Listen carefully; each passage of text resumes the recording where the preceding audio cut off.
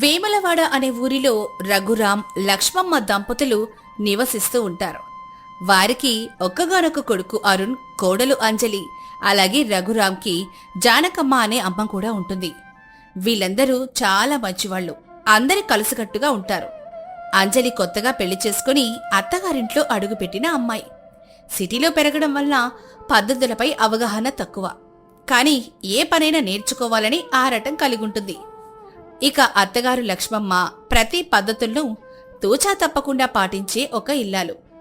మరి పాత పద్ధతులు కలిగిన అత్తగారికి ఆధునిక అలవాట్లున్న కోడలికి మధ్య ఏం జరగబోతుందో ఈ కథలో తెలుసుకుందాం.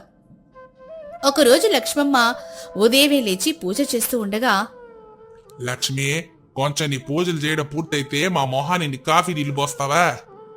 ఒక్కరోజు కాఫీ తాగకపోతే ఏమవుతుందట? నువ్వు మాత్రం ప్రతిరోజు దేవుడికి పూజ చేయకపోతే ఏమవుతుందట అని నేను అన్నాననుకో, నువ్వు బతకనిస్తావా? నీకు తెలుసు, కాఫీ తాగందే నాకు రోజు మొదలవుతుంది. కావాలంటే కొంచెం ఆలస్యంగా ఇస్తానని చెప్పు గాని కాఫీ తాగకపోతే ఏమవుతుందట అని మాత్రం దీర్ఘాలు మాత్రం తీయకే. ఇదిగో, కావాలంటే మీకు కాఫీ ఇస్తాను గాని నా పూజ గురించి మాత్రం ఒక్క మాట కూడా మాట్లాడబాకండి. అది నీ పూజ గురించి ఒక మాట అంటే గాని నా చేతిలో కాఫీ కప్పు పడదన్నమాట. అయినా ఇన్నాళ్ళు నేనే ఇస్తున్నాను కదండి. ఇప్పుడు మీ కొత్త కోళ్ళు వచ్చిన తర్వాత కూడా కాఫీ నన్నే అడగాల? తన్నడిగి కాఫీ పెట్టించుకొని నా పూజ నన్ను ప్రశాంతంగా చేసుకొనివ్వచ్చు కదా. అవును, కొత్త కోళ్ళంటే గుర్తొచ్చింది. ఇంతకీ అంజలి ఎక్కడుందో? ఇంతలో అంజలి, అరుణ్ అక్కడికొస్తూ, ఇక్కడే ఉన్నాను అత్తయ్య గారు. మీరు మావయ్య గారు సరదాగా మాట్లాడుకుంటూ ఉంటే చూస్తూ నిలబడ్డాను. వాళ్ళు ఎప్పుడు మాట్లాడుకోరు అంజలి, పోట్లాడుకుంటూనే ఉంటారు. మీ అత్తయ్యని ఆట పట్టిస్తుంటే నాకు చాలా సరదాగా ఉంటుందమ్మా, అందుకే అలా మాట్లాడుతుంటాను. పర్వాలేదు మావయ్య, మీరిలా చిన్నపిల్లల్లా పోటాడుకుంటుంటే చూడ్డానికి మాకు కూడా చాలా సరదాగా ఉంది. మొగుడు పెళ్ళాలన్న తర్వాత ఇలాంటి చిన్న చిన్న కీచులాట్లుంటేనే ఆ కాపురం చాలా అందంగా బాగుంటుందని అర్థం అంజలి. ఇదంతా నీకిప్పుడే అర్థమవుదులే, పోను పోను నీకే తెలుస్తుంది. ఇంతలో లక్ష్మమ్మ అత్తగారైన జానకమ్మ ఇలా అంటుంది, మీ అందరి ముచ్చట్లు పూర్తయితే ఇక ఇల్లంతా శుభ్రం చేయడం మొదలెట్టండి. ఇల్లంతా శుభ్రంగానే ఉంది కదా బామ్మగారు, మళ్ళీ కొత్తగా శుభ్రం చేయడం ఎందుకు? ఎందుకంటావేంటి అంజలి, ఆషాఢ మాసం మొదలైంది కదా, రేపటి నుంచి బోనాల పండగ మొదలవుతుంది. బామ్మగారు, నేను మిమ్మల్ని ఒకటి అడగాలనుకుంటున్నాను. అడగడానికి ఆలోచించడం ఎందుకు అంజలి, ఏం అడగాలో నిస్సంకోచంగా అడుగు. నా చిన్నప్పటి నుంచి బోనాల పండుగని చూస్తూనే ఉన్నాను, కానీ ఇంతకీ అసలు ఈ బోనాల పండుగ ఎందుకు చేస్తారు? దాని విశిష్టత ఏంటి? దీని గురించి ఎవరిని అడిగినా కూడా ఎప్పుడు సగం సగం చెప్పి వదిలేసేవాళ్లే. మీరు అనుభవంలో పెద్దవారు కాబట్టి మీకు పూర్తిగా తెలిసుంటుందని అనుకుంటున్నాను. చిన్నప్పుడు ఎప్పుడో మా అమ్మమ్మ చెప్పింది అంజలి, ఈ బోనాల పండుగ కాకతీయుల కాలం నుంచి వచ్చిందట. ఇప్పుడు పెళ్ళైన తొలేడాది ప్రతి ఆడపిల్ల ఆషాఢమాసంలో పుట్టింటికి వస్తున్నట్లు ఆ అమ్మవారు కూడా ఆషాఢమాసం పుట్టింటికి వచ్చినప్పుడు తనకిష్టమైన పిండి వంటల్ని కొత్త కొండలో వండి పెట్టుకుని ప్రతి ఇంటి నుంచి నైవేద్యంగా తీసుకెళ్లి అమ్మవారికి సమర్పించుకుంటూ తమ కోరికల్ని అడిగేవారట. అలాగే కొత్తగా పెళ్ళైపోయిన ఆడపిల్ల ఈ ఆషాఢమాసం అంతా ఇంట్లోనే ఉంటుంది కాబట్టి తనకిష్టమైన పిండి వంటలను వండి పెట్టడం కోసం ఈ బోనాల పండగని ఆషాఢంలో మాత్రమే చేసుకునే సంప్రదాయాన్ని పెట్టారని మా అమ్మమ్మ ఎప్పుడు చెప్తూ ఉండేది.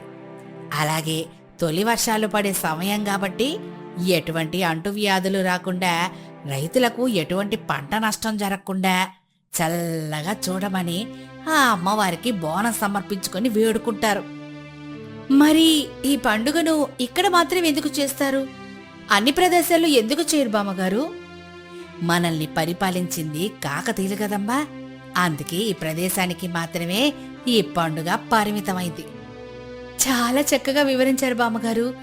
ఇన్నాళ్లకు ఈ బోనాల పండుగ గురించి పూర్తిగా తెలుసుకున్నాను. నువ్వే కదా అంజలి, ఇవాళ నీకొచ్చిన సందేహం వలన నేను కూడా ఈ బోనాల పండుగ గురించి పూర్తిగా తెలుసుకోగలిగాను. అలాగే అత్తయ్య గారి తర్వాత ప్రతి సంవత్సరం బోనాన్ని నేనే ఎత్తుతూ ఉండేదాన్ని.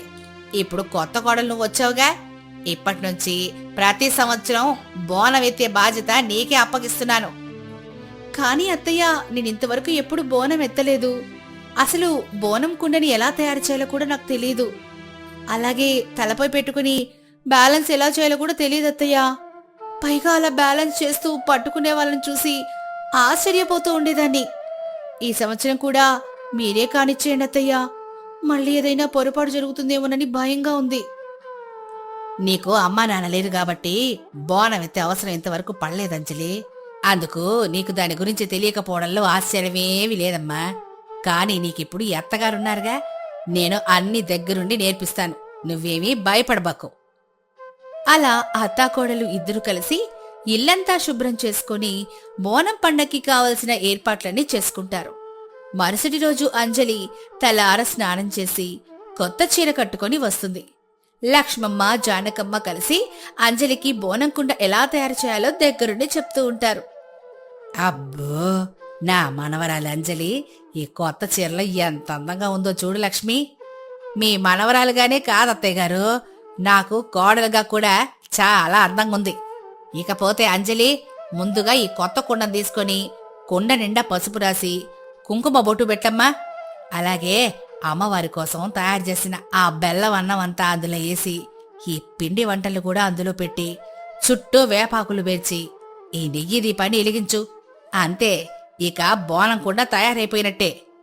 అత్తగారు చెప్పినట్లుగా అంజలి బోనం కుండని చాలా అందంగా తయారు చేస్తుంది. ఇక ఈ బోనం కుండని నెత్తిన పెట్టుకో అంజలి. కానీ అత్తయ్య, నాకు చేతులు వణుకుతున్నాయి. మొదటిసారి బోనం ఎత్తుతున్నావు కదమ్మా, అలాగే ఉంటుంది. నువ్వేవి భయపడకుండా ఆ తల్లిని మనసులో దలుచుకొని బోనం కుండ నెత్తిన పెట్టుకో. ఆ తల్లి నీకు కావలసిన శక్తినిస్తుంది. భయపడకుండా బోనం కొండని నెత్తిన పెట్టుకో అంజలి. బయట డప్పు చప్పుళ్ళకు కూడా మొదలయ్యాయి. బామ్మగారు చెప్పిన మాటకు అంజలి ధైర్యం తెచ్చుకొని బోనం కుండ నెత్తిన పెట్టుకుని బయటకొస్తుంది. మొదటిసారి బోనం ఎత్తుకున్న ఆనందం అంజలి కళ్ళల్లో కనిపిస్తూ ఉంటుంది. అంజలి బోనం కుండని బ్యాలెన్స్ చేసుకుంటూ అత్తగారితో, అత్తయ్య, ఈ డప్పుల చప్పుళ్ళు, ఈ అమ్మవారు పూనిన పూనకాలు, ఈ ఊరేగింపు చూస్తుంటే మనసుకి చాలా ప్రశాంతంగా ఉంది. మొదట బోనం ఎత్తుకోవడానికి భయపడినా కూడా ఇప్పుడు ఆ భయం అంతా పోయిందత్తయ్యా. అదేనమ్మా, ఆ అమ్మవారి మహిమ అంజలి. అదిగో గూడొచ్చేసింది. ఆ బోనం కొండని జాగ్రత్తగా దించి అమ్మవారి దగ్గర పెట్టి నీ మనసులో కోరిక చెప్పుకుంటూ ఆ అమ్మని ఏడుకో. ఇంత మంచి ఇంటికి కోడలిగా వచ్చిన తర్వాత నాకంటూ కోరికలు ఏమీ లేవత్తయ్య గారు. మనందరం బాగుండాలని మాత్రమే కోరుకుంటాను. ఇన్నేళ్లు అమ్మవారిని పూజించినందుకు నీలాంటి మంచి కోడల్ని నాకు వరంగా ఇచ్చింది. ఎప్పటికీ ఆనందం ఇలాగే నిలిచి మన ఇంటికి పండంటి వారసుడు రావాలని కోరుకుంటున్నాను. లక్ష్మమ్మ మాటలకు అంజలి ముసిముసి నవ్వులు నవ్వుతూ సిగ్గుతో తలదించుకుంటుంది. అత్తాకోడల్ని చూసిన పక్కింటి వనజ అక్కడికొచ్చి, ఏం లచ్చమ్మ, నీ కొత్త కోడలు మహాలక్ష్మిలాగుందే. పట్నం అమ్మాయి అయినా కూడా మన ఆచారాల పద్ధతులు పాటిస్తూ బోనం కొండని చాలా పద్ధతిగా భక్తితో తీసుకొచ్చింది. అవును వనజ, మొదటిసారి బోనం ఎత్తినా కూడా ఎక్కడా తడబడకుండా ఇక్కడ వరకు తీసుకొచ్చింది. అందుకు నాకు కూడా చాలా గర్వంగా ఉంది. అవును, ఇంతకి నీ కోళ్ళెక్కడా? పద్ధతి గల కోళ్ళు దొరకడం ఒక అదృష్టం లక్ష్మమ్మ. అది అందరికీ దొరకదుగా. ఈ విషయంలో నువ్వు చాలా అదృష్టవంతురాలివి. కొత్త కోళ్ళైనా కూడా నీ కోళ్ళకి ఉన్నంత ఓపిక నా కోళ్ళకెక్కడదమ్మా. అందుకే ప్రతి సంవత్సరంలాగే ఈ సంవత్సరం కూడా నేనే బోనం ఎత్తుకుని వచ్చాను. సరేలే వనజ, కష్టాలు చెప్పుకుంటే పోతాయా? సరే, పొద్దుటి నుంచి బోనం ఎత్తడం కోసం అంజలి ఏమి తినకుండా ఉపవాసం ఉంది. ఇప్పటికే చాలా ఆలస్యమైంది.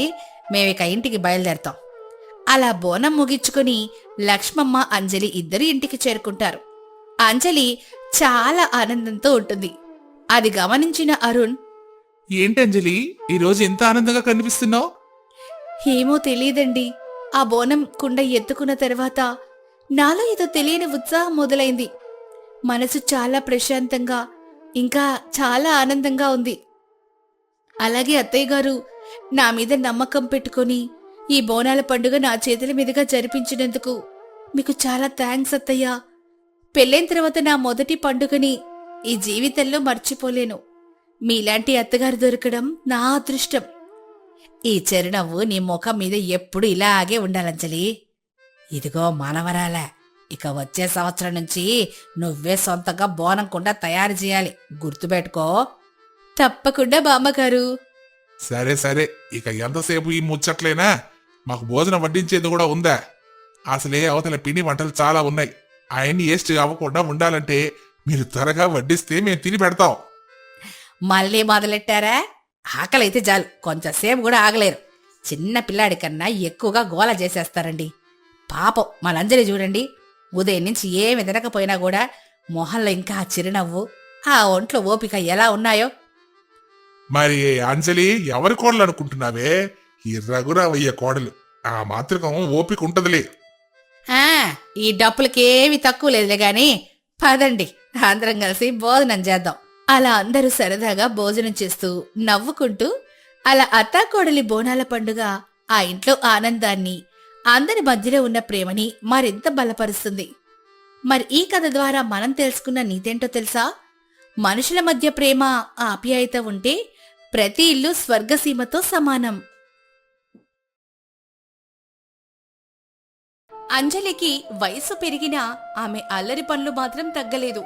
కురుస్తున్న వానలో గెంతులేయడం, కాగితం పడవలు చేసి నీళ్ళల్లో వదలడం వంటి చిన్నపిల్లల చేష్టలంటే ఆమెకు ఇప్పటికీ ప్రాణం. అంజలి తల్లి పార్వతి, తండ్రి నారాయణ వయసుకు తగ్గట్టు నడుచుకోవాలని ఆమెకు ఎప్పుడూ హెచ్చరిస్తూనే ఉండేవారు. అంజలి అల్లరి చేష్టలు భరించలేక ఒకరోజు, ఏమే అంజలి, ఇప్పటికే అల్లరి చేయడం నీ వయసుకి తగిన పనులేనా? రేపు పెళ్లి చేసుకుని అత్తారింటికి వెళ్లాల్సిన దానివి, అక్కడ ఎల్లరి చేష్టలు సాగుతాయనుకుంటున్నావా? ఏంటమ్మా నువ్వు అలా మాట్లాడతావు? ఆ నల్లటి మబ్బుల్ని చూస్తుంటే నాకు ఎంతో ఆనందంగా ఉంటుంది. వానలో ఆడుకోవాలని అనుకోవడంలో తప్పే ఉంది చెప్పు. నిన్నగాక మొన్న గురుస్తున్న చినుకుల్లో నువ్వు కాగితం పడవలు చేసి నీటిలో వదులుతుంటే ఆ పక్కింటి లక్ష్మమ్మ నవ్వింది. నీ కూతురికి ఇంకా పెళ్ళీడు రాలేదప్ప అరవతమ్మ, చిన్నపిల్లల బురదలా ఆడుకుంటోంది అని అడిగింది. అప్పుడు నాకేం మాట్లాడాలో అర్థం కాలేదు తెలుసా? అప్పుడే అంజలి తండ్రి అక్కడికొస్తాడు. అమ్మా అంజలి, ఇక్కడ మేము నీ కన్న వాళ్ళం కాబట్టి నీ పిచ్చి పాలను భరిస్తున్నాం. నువ్వు చెట్లెక్కినా కొమ్మలు పట్టుకుని ఊగినా మేమేమీ అనలేదు. కానీ అత్తారింట్లో పద్ధతులు వేరేగా ఉంటాయి. అక్కడ కాస్త పద్ధతిగా లౌక్యంగా మసులుకోవాలి తల్లి. మీరు అనవసరంగా కంగారు పడుతున్నారు నానా. అయినా నన్ను పెళ్లి చేసుకునేవాడు నా మనసు అర్థం చేసుకోడా ఏంటి? ఆడపిల్లలంటే ఒక పద్ధతిగా ఉండడం నేర్చుకోవాలి. నువ్వేమో వాన పడగానే వంటింటిని వదిలేసి పెరట్లోకి పరుగెత్తుతావు. నీకు పెళ్లి చేస్తే ఆ అత్తగారు నిన్ను భరించలేక మళ్ళీ మా ఇంటికే పంపిస్తుంది. పంపించుదులేమ్మా. ఒకవేళ పంపిస్తే మళ్ళీ నీ దగ్గరికి వచ్చేస్తాను కదా. నీ చేతి వంట తింటూ హాయిగా ఇంట్లోనే ఉంటాను. చూసావా పార్వతి, నీ కూతురి తెలివితేటలు? దానికి చెప్పడం మన వల్ల కాదు. అంజలి తన తల్లిదండ్రుల మాటల్లో పెద్దగా పట్టించుకోకుండా ఎప్పుడూ తన ఇష్ట ప్రకారమే ఉండేది. ఇలా ఉండగా కొన్ని రోజులకి అంజలికి సురేష్తో పెళ్లి నిశ్చయమై పెళ్లి ఘనంగా జరిగింది. అంజలి ఎంతో మురిపెంగా అత్తారింట్లో అడుగుపెట్టింది. అంజలి అత్తయ్య కాంతం చాలా పద్ధతిగా ఉండే మనిషి. మావయ్య సుధాకర్ కూడా కాస్త కఠినంగా ఉండేవారు. కొన్ని వారాలు గడిచాయి. ఒకరోజు మధ్యాహ్నం ఆకాశం ఒక్కసారిగా నల్లటి మేఘాలతో నిండిపోయింది. పగలే రాత్రైనట్లుగా చీకటి కమ్ముకుంది. చూస్తూ ఉండగానే పెద్ద వర్షం కురవడం స్టార్ట్ అయింది. హాల్లో కూర్చునున్న కాంతం, సుధాకర్ కిటికీలు మూసేయసాగారు. ఏవండి ఏవండి, వర్షం వస్తోంది, పెద్ద పెద్ద ఉరుములు వస్తున్నాయి. ఉరుములు మెరుపులకి పాపం మన కోడలి పిల్ల భయపడుతుందేమో, నేను తన్ని తీసుకొస్తాను. కాంతం అంజలి కోసం ఇల్లంతా వెతుకుతూ ఉంటుంది. కానీ అంజలి ఎక్కడా కనిపించదు. అంతలో వాకిలి వైపు నుంచి పెద్దగా నవ్వుల శబ్దాలు, చప్పట్లు వినిపించాయి. కాంతమేమో కంగారుగా తలుపు తీసి చూసింది. అక్కడ అంజలి నీళ్లను మొహాన చల్లుకుంటూ ఆడుకుంటోంది. అంజలిని చూడగానే కాంతానికి కోపం వచ్చేసింది. ఏంటిది అంజలి? వర్షంలో తడిస్తే జలుబు చేస్తుంది. నువ్వు లోపలికి రా, అసలే వర్షం ఎక్కువగా ఉంది, రా త్వరగా. అత్తయ్య, అసలు ఈ చలిగాలికి వాన చిరుకులు తగులుతుంటే స్వర్గంలా ఉంది. అత్తయ్య, నేను కొంచెం సేపు తడుస్తాను. ఏవి అంజలి, నీకు బుద్ధుందా లేదా? ఇలా నువ్వు వర్షంలో తడుస్తూ ఆడుకుంటుంటే నలుగురు చూస్తే ఏమనుకుంటారు? నీ వల్ల మన పరువు పోయేలా ఉంది. అత్తయ్య, ఇందులో పరువు పోయేదేముంది? వానదేవుడు మన కోసమే కదా వర్షం ఇస్తున్నాడు. మనం తడవకపోతే ఆయన బాధపడడు. మీరు కూడా రెండత్తయ్యా, ఇద్దరం కలిసి తడుద్దాం. చాలు ఆపవే, నా వయసేంటి నీ వయసేంటి. సరిగ్గా అదే సమయంలో పక్కింటి సోమయ్య, రాధమ్మ గొడుగు పట్టుకుని ఆ వీధి గుండా వెళ్తూ ఆగిపోయారు. వానలో ఆడుకుంటున్న అంజలిని, అరుస్తున్న కాంతాన్ని చూసి, ఏంటమ్మా కాంతమ్మ గారు, మీ కొత్త గొడలు మీ మాట అస్సలు వింటున్నట్లేదే. మీరు ఎంత పిలుస్తున్నా దర్జాగా వాళ్ళని ఆడుకుంటోంది. మీ మాట అంటే ఆ పిల్లకి అస్సలు పట్టింపు లేదనుకుంటా. అవును కాంతం గారు, కోడల్ని అదుపులో ఉంచుకోవడం తెలియాలి, లేకపోతే రేపొద్దున నెత్తికెక్కి కూర్చుంటుంది. పెళ్ళైన అమ్మాయి ఇలా వానల్లో తడవడమేంటో. మా ఇంట్లో అయితే ఊరుకునే వాళ్ళమే కాదమ్మా. అదేమి లేదులే రాధమ్మ గారు, ఏదో బట్టలు ఆరిద్దామని వెళ్ళి అలా. చిన్నపిల్ల కదా, వాన చూసి మురిసిపోయింది. ఆమె చిన్నపిల్లంటి కాంతమ్మ గారు, సరే సరే, మీ కోడలు మీ ఇష్టం అని వాళ్ళక్కడి నుంచి బయలుదేరారు. వాళ్ళలా నవ్వుకుంటూ వెళ్ళిపోవడంతో కాంతానికి కోపం నరాలకు పాకింది. కొద్దిసేపటి తర్వాత వర్షం తగ్గిపోవడంతో అంజలి హాల్లో కడుగు పెట్టింది.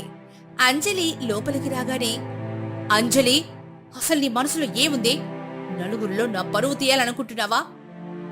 ఏవందత్తయ్యా, ఎందుకు అంతలా కోపడుతున్నారు? నేను చేసిన తప్పేంటి?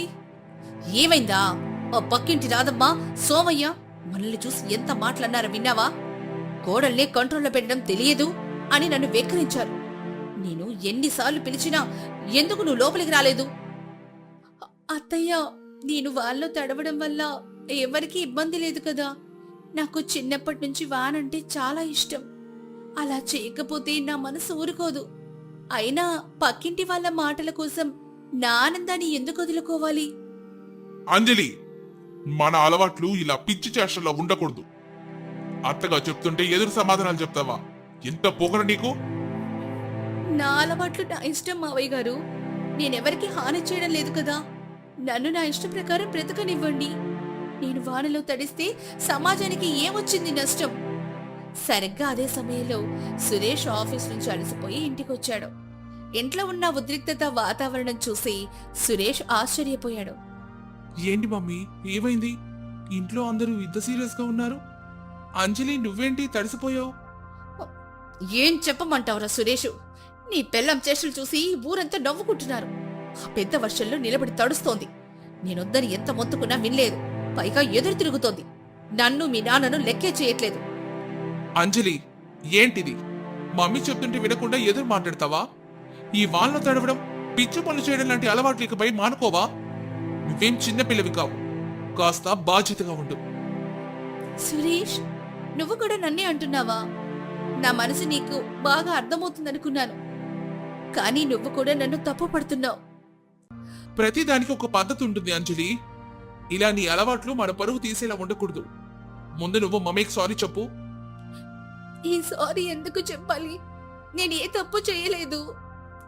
అలా అని అంజలి కోపంగా తన గదిలోకెళ్లి తలుపు గట్టి. ఆ రాత్రంతా ఎంత పిలిచినా అంజలి బయటికి రాలేదు. రూంలోనే మౌనంగా ఏడుస్తూ ఉండిపోయింది.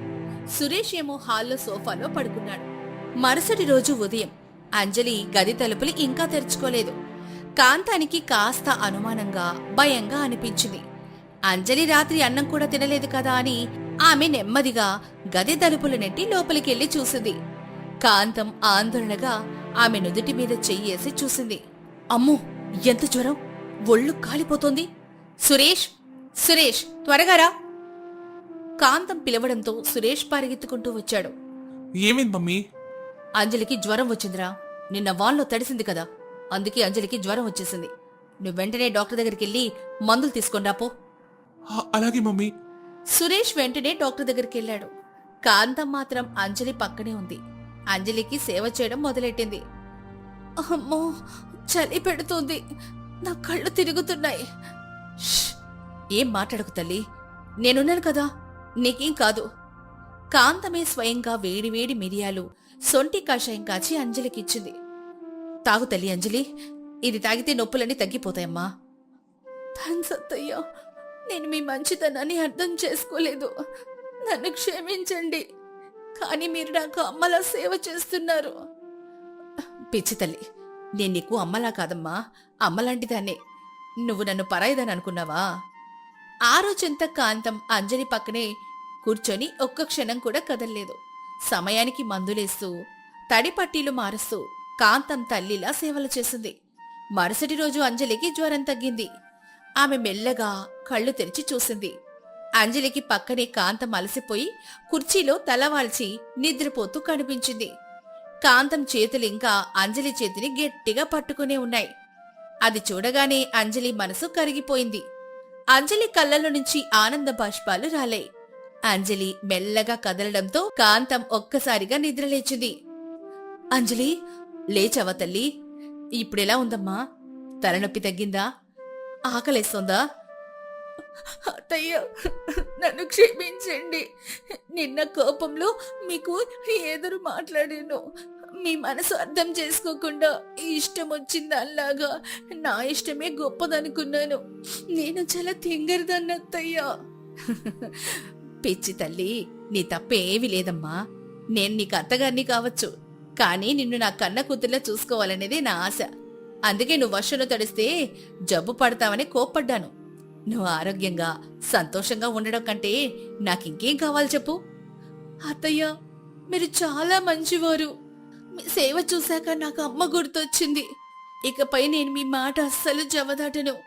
మీరొద్దంటే నేను వానపై కన్ను కూడా ఎత్తి చూడను. వద్దు తల్లి, వద్దు. నా కోసం నీ ఆనందాన్ని చంపుకోవద్దు. కానీ దానికొక పద్ధతుండాలి. సుధాకర్, సురేష్ ఇద్దరు బయట నిలబడి ఇదంతా చూసి సంతోషించారు. సురేష్ కళ్ళల్లో ఆనంద బాష్పాలు తిరిగాయి. కొన్ని వారాలు గడిచాయి. ఇప్పుడు అంజలి పూర్తిగా కోలుకుంది. ఆ రోజు సాయంత్రం ఆకాశంలో మళ్లీ నల్లటి మబ్బులు కమ్ముకున్నాయి. చిరుజల్లులు మొదలయ్యాయి. బయట చల్లటి గాలి వీస్తోంది. హాల్లో కూర్చున్న సురేష్, సుధాకర్ కిటికీల నుంచి వర్షం వైపు చూశారు. నాన్నగారు, వాన మళ్ళీ మొదలైంది. ఈసారి మన తింగరి కోడలు ఏం చేస్తుందో చూడాలి. అవునురా సురేష్, కానీ బయట వర్షం పడుతుందంటే మన వంటింట్లో నుంచి ఎంతో కమ్మటి వాసన వస్తోందే. అవునానా, ఈ కమ్మటి వాసన కారణమేంటో వెళ్ళి చూద్దామా? పద. సురేష్, సుధాకర్ ఇద్దరు కలిసి కాంతంతో పాటు వంటిట్లోకెళ్లి చూశారు. అక్కడ అంజలి వేడి వేడి నూనెలో ఉల్లిపాయ, ఆలుగడ్డ బజ్జీలు వేస్తూ హుషారుగా పాటలు పాడుతోంది. ఏంటమ్మా అంజలి, నీకు వానంటే ఇష్టం కదా? బయట వర్షం పడుతుంటే వర్షంలోకి వెళ్లకుండా వంటిట్లో బజ్జీలేస్తున్నావా? అత్తయ్య, నా వాళ్ళలో తడవాలన్న అలవాటు కన్నా నా అత్తయ్య పరువు, నా కుటుంబ సంతోషం నాకు ముఖ్యం కదా. అందుకే ఈ చల్లటి వానలో నా చేతితో వేడి వేడి బజ్జీలు మీకు చేసిద్దామని ఇలా చేస్తున్నాను. కాంతం ఆ బజ్జీ తిని ఎంతో మురిసిపోయింది. అంజలి వైపు ఎంతో ఆప్యాయంగా చూస్తూ ఆమె చేయి పట్టుకుంది. చాలా రుచిగా ఉన్నాయి తల్లి, నిజంగానే అమృతంలా ఉన్నాయి. సరే కాని నీకు వాన్లో తడవాలంది కదా? వద్దత్తయ్యో, మళ్ళీ జ్వరం వస్తే మీరు ఇబ్బంది పడాలి కదా. పర్లేదు తల్లి, వెళ్ళి కాసేపు తడు. నీ ఆనందాన్ని నేను దూరం చేయాలనుకోవడం లేదు, కానీ ఎక్కువసేపు తడవకూడదు. 10 నిమిషాల్లో లోపలికొచ్చేయాలి, సరేనా? ఇది నీ అత్తయ్య ఆర్డర్. నిజంగానే అత్తయ్య, థ్యాంక్ యూ సో మచ్. మీరు ప్రపంచంలోనే ది బెస్ట్ అత్తయ్య. అంజలి వెంటనే పరిగెత్తుకుంటూ పెరట్లోకెళ్లి వానలో గెంతులేసింది. వాన నీళ్లు ఆమె ముఖంపై పడుతుంటే ఆమె ముఖం 1000 కాంతులతో వెలిగిపోయింది. మమ్మీ, నేను కూడా వాళ్ళలోకి వెళ్తాను. నాకు కూడా వాళ్ళలో తడవాళ్ళుంది. వెళ్ళు వెళ్ళు, ఇద్దరు కలిసి వానను ఆస్వాదించండి. సురేష్ కూడా పెరట్లోకెళ్లి అంజలి చేయి పట్టుకుని వాళ్ళలో తడిశాడు. ఇద్దరు కలిసి నవ్వుకుంటూ చిన్నపిల్లల్లా గెంతులేశారు. చూసావా కాంతం, మన కోడల వలన మన ఇల్లు కూడా ఎంత అందంగా మారిపోయిందో. అవునండి, మన కోడలి అమాయకత్వమే మన ఇంటికి అసలైన అందం. ఒకప్పుడు ఇంట్లో అల్లరి చేష్టలు, మనస్పర్ధలుండేవి.